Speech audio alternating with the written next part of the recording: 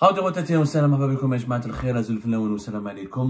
poussée fiévreuse dans les relations algéro-françaises, nouvelle explosion de colère, nouvelle tension, nouveau pic de tension. Voilà, c'est un autre pic de tension dans les relations algéro-françaises, puisque ce matin, le ministre français de l'Intérieur, il est passé sur le plateau de TF1, la matinale de TF1, où il a fait des déclarations extrêmement dures à l'égard de l'Algérie, des autorités algériennes. Et cette fois-ci, le ministre français de l'Intérieur promet des actions concrètes. Il menace directement de sanctionner la compagnie nationale Air Algérie et les dirigeants algériens à la suite du renvoi par l'Algérie d'un troisième ressortissant algérien impliqué dans des actes de délinquance et d'insécurité menaçant l'ordre public français. L'Algérie, pour la troisième fois, c'était le 11 et 12 février dernier, a renvoyé vers la France un de ses ressortissants âgé de 30 ans, un homme de 30 ans qui a été condamné à la prison en France, qui a fait 6 mois de prison pour des actes de délinquance, pour des agressions avec l'arme blanche et pour des vols et recels de vol. Après avoir purgé sa peine de 6 mois de prison ferme, il a été placé dans un centre de rétention administrative depuis novembre 2024. On l'a raconté dans une émission précédente et la France a décidé de l'expulser. Et l'Algérie, comme pour Doualem, comme pour un autre Algérien établi à Nice, dans la région de Nice, elle a décidé de le renvoyer le jour même de son arrivée à bord d'un vol vers l'Algérie. Elle lui a refusé l'admission sur le territoire algérien et les autorités algériennes ont targué, ou pour justifier ce renvoi, cette expulsion d'un ressortissant algérien depuis son propre pays vers la France. Les autorités algériennes ont utilisé l'argument de l'absence de laissez-passer consulaire. Ça a énervé encore davantage les autorités françaises et maintenant Bruno Retailleau ce matin a clairement dit qu'il faut un rapport de force avec l'Algérie. Je le cite. Alors l'Algérie ne respecte pas le droit. Voilà ce qu'il a dit Bruno Retailleau qui dénonce une situation regrettable avec l'Algérie. Je demandais à mes services de voir dans quelles conditions on pouvait sanctionner la compagnie nationale Air Algérie. Pourquoi Air Algérie? Parce qu'on a expliqué dans l'émission précédente, Air Algérie maintenant refuse aux autorités françaises d'embarquer les ressortissants algériens à bord de ces vols qui font l'objet d'une procédure d'éloignement et d'expulsion décidée par les autorités françaises parce qu'elle exige aujourd'hui systématiquement, Air Algérie, elle exige les laissez-passer consulaires, sinon elle n'autorise pas d'embarquer à bord de ces vols ou de ces avions des ressortissants algériens expulsés, accompagnés par des policiers français dans le cadre d'opérations d'expulsion décidées par les autorités françaises. Cette exigence d'Air Algérie a été vécue comme une provocation de la part des autorités françaises. Et Bruno Retailleau, il estime que, on en a parlé dans cette note qui a été adressée par le ministère intérieur français à la police française, où les policiers français vont demander des attestations écrites à Air Algérie. Et si le chef d'escadre d'Air Algérie refuse, ils sont même obligés, les policiers français sont obligés maintenant de relever l'identité du chef d'escadre d'Air Algérie pour éventuellement le poursuivre en justice ou le convoquer ou l'auditionner. Le temps monte et ça devient de plus en plus violent entre Alger et Paris. Bruno Retailleau donc parle de sanctions contre Air Algérie. Il dit qu'on est en train de voir toute l'échelle de la riposte possible. Ces déclarations ont été prononcées aujourd'hui. Ces déclarations ont été faites ce matin, ce 18 février, ce matin sur le plateau de TF1.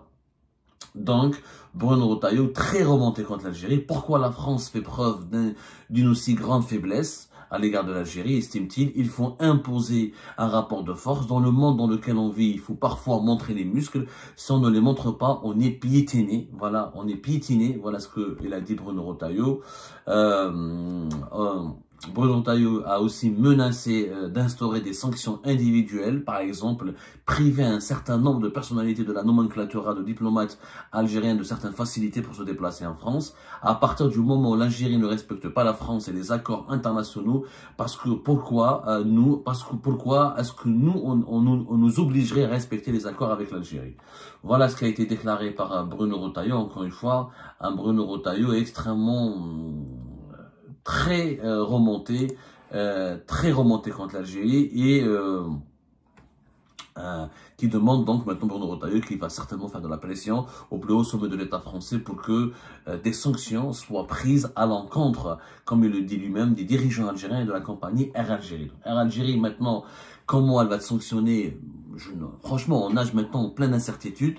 J'ai l'impression que les relations algéro-françaises vont aller de mal en pis et que l'affrontement et la rupture elle est devenue quasiment inévitable. C'est vrai que Air Algérie, encore une fois, on nous a confirmé que auparavant, Air Algérie exiger juste une carte d'identité ou un passeport biométrique algérien ou un passeport algérien pour pouvoir autoriser l'embarquement à bord de ces avions d'un ressortissant algérien qui faisait l'objet d'une opération d'expulsion décidée par les autorités françaises, que ce soit la justice ou que ce soit les ministères de l'Intérieur. Généralement, les expulsions en France sont décidées par le ministère de l'Intérieur et les préfets. Maintenant, en Algérie, elle exige un laissez-passer consulaire. Elle refuse qu'un ressortissant algérien embarque à bord de ces avions s'il n'a pas de laissez-passer consulaire. Et cette fois-ci, ce qui s'est passé dans la nuit, donc entre le 10 et le 11 février dernier, entre Paris et Oran, entre Lyon et Oran, je crois, parce qu'il était à Lyon quand il a été expulsé, cet individu, ce délinquant algérien âgé de 30 ans. Je dis bien délinquant parce qu'il a été condamné par la justice. Bon, je rappelle les faits. J'essaie d'être le plus objectif possible dans cette crise qui nous bouleverse, qui nous secoue, qui nous remue. C'est très difficile de rester objectif, mais voilà, c'était un délinquant. C'était un délinquant. Alors moi j'ai parlé à une source algérienne tout à l'heure, elle m'a dit que non, Abdou, le laissez-passer consulaire était obligatoire, même s'il avait une carte d'identité ou un passeport algérien, on ne sait pas si ce passeport a été falsifié ou pas, on ne sait pas si cette carte d'identité a été falsifiée ou pas, donc il faut que ces documents algériens soient confirmés par une autorité algérienne qui sont les services consulaires. Bon, les Français, de sources françaises, affirment que les accords consulaires entre l'Algérie et la France de 1974 n'imposent pas cette obligation de passer par les consulats d'Algérie lorsque l'individu, sa nationalité algérienne, est confirmée. Maintenant, nous sommes dans une impasse. Qui a raison, qui a tort? Aujourd'hui, je pense qu'il faut absolument trouver des compromis entre les deux pays. L'Algérie ne peut pas continuer à refouler, à ne pas accepter l'admission sur son territoire de ressortissants qui sont algériens, ne peut pas continuer à ne pas vouloir récupérer ces ressortissants, notamment les Algériens et les Algériens qui sont impliqués dans des actes de délinquance et des actes qui sèment l'insécurité et qui violent ou qui touchent l'ordre public en France. La France ne peut pas non plus continuer à violer ou à ne pas respecter certaines procédures pour expulser le maximum d'Algériennes et d'Algériens. Ceci dit, les personnes qui représentent pour elle une menace pour sa sécurité, et la France a le droit, elle est complètement aussi légitime de sa part de vouloir neutraliser cette menace et d'expulser les Algériens et les Algériens qui commettent des actes de délinquance ou de criminalité. C'est légitime. Aucun pays au monde ne veut tolérer que sur son territoire des criminels et des délinquants étrangers puissent imposer la loi, semer l'insécurité au sein de la population ou la panique au sein de la population. C'est légitime. Maintenant, il faut trouver un terrain d'entente. Algérie, elle a aggravé les tensions algéro-françaises puisqu'elle exige maintenant des laissez-passer consulaires, même lorsque les individus prévus au départ sont détenteurs de pièces d'identité en cours de validité. Donc la France aujourd'hui, les autorités françaises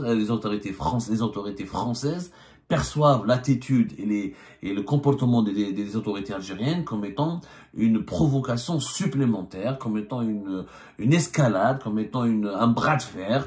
L'Algérie veut absolument utiliser ou instrumentalise la question des migrants clandestins et illégaux impliqués dans des actes de délinquance pour faire du chantage à la France. Voilà comment les dirigeants français le perçoivent. Ils perçoivent que le régime algérien, depuis le début de la crise diplomatique et politique qui a commencé au départ à cause du Maroc et du Sahara occidental et de la reconnaissance de la France, de la souveraineté du Maroc sur le Sahara occidental, aujourd'hui, les dirigeants français ont l'impression, ils le disent, ils l'affirment clairement, Bruno Retailleau le dit, d'autres dirigeants beaucoup moins connus ou des sources proches de l'État bien introduites au sein de l'État français le disent, l'Algérie nous fait du chantage, le régime algérien nous fait du chantage, les autorités algériennes nous font du chantage en instrumentalisant la question des immigrés ou des migrants illégaux et voilà, responsables ou coupables d'actes de délinquance et de criminalité en France. Ça commence à être très compliqué maintenant. Voilà, quand Bruno Retailleau dit que l'Algérie ne respecte pas le droit, il faut imposer un rapport de force. À partir du moment où l'Algérie ne respecte pas l'accord avec la France et le droit international, pourquoi est-ce que on s'obligerait à respecter les accords avec l'Algérie?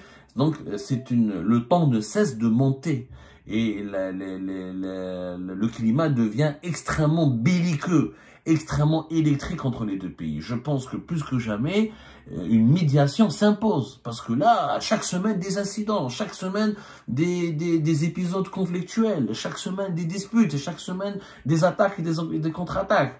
Là, donc, le ministre de l'Intérieur de l'État français menace de sanctionner Air Algérie. Est-ce qu'Air Algérie elle risque de perdre peut-être quelques vols?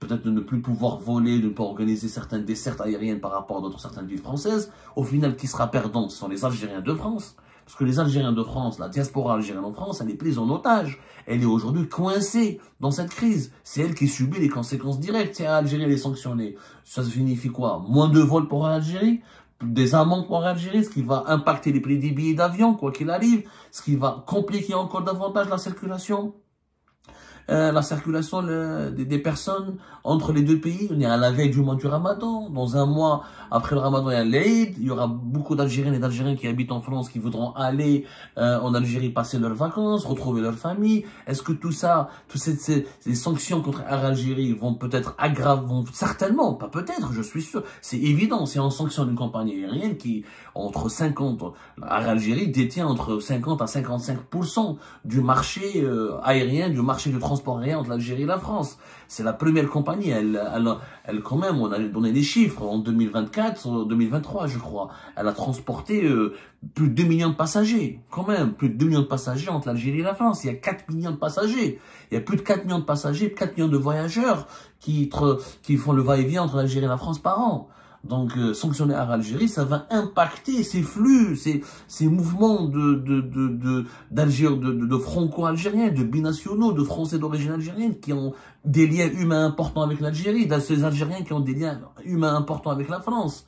On est en train de toucher à une relation très sensible. La relation entre l'Algérie et la France, ça relève de l'intimité, du familial. C'est des familles, c'est des millions de personnes. C'est des familles mixtes, des familles composées, c'est des binationaux, il n'y a pas que les sans-papiers, il n'y a pas que les haragas, il n'y a pas que les Algériens, il n'y a pas que les immigrés algériens.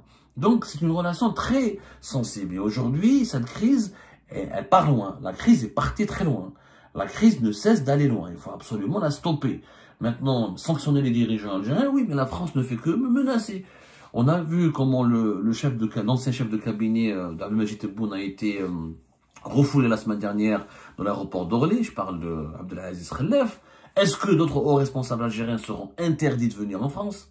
Est-ce que les patrimoines de ces dirigeants algériens seront auscultés, gelés? Qu'est-ce qui va se passer? Pour le moment, beaucoup de menaces, très peu d'actes, aussi de la part des autorités françaises. Ok, sanctionner en Algérie... L'Algérie, certainement, elle a subi des pressions de la part des autorités algériennes pour exiger systématiquement les laissez-passer consulaires. C'est pas le PDG de l'Algérie qui aurait décidé de lui-même ou de son propre gré. Je ne le crois pas. On va en tout cas enquêter et essayer d'approfondir nos investigations. Mais si la France peut menacer les dirigeants algériens, qu'est-ce qu'elle attend? Parce que là, pour le moment, ceux qui payent la note, celles et ceux qui payent la note et l'addition salée de cette crise, ce sont les Algériens et les Algériens, ce sont les membres de la diaspora algérienne, ce sont des citoyens lambda, qui n'ont ni passeport diplomatique, ni des patrimoines financiers ou immobiliers extraordinaires, ni bien mal acquis, qui n'ont aucun pouvoir, ni aucun pouvoir d'influence, ni aucun poste au ni plus haut sommet de l'État algérien. Donc, cette crise part de plus en plus loin. Il faut faire très attention à Ismaël Telkhel. Je ne comprends pas pourquoi il n'y a pas une mission de médiation qui s'impose. Je pense que Dominique de Villepin devrait aller à Alger rapidement et devrait demander rendez-vous à Bruno Retailleau, s'entretenir avec les dirigeants français très rapidement, Emmanuel Macron, etc., pour trouver des solutions. Il y a un mal-être entre les deux pays, il y a un malaise énorme entre les deux pays. Cette crise va loin, elle va de plus en plus loin.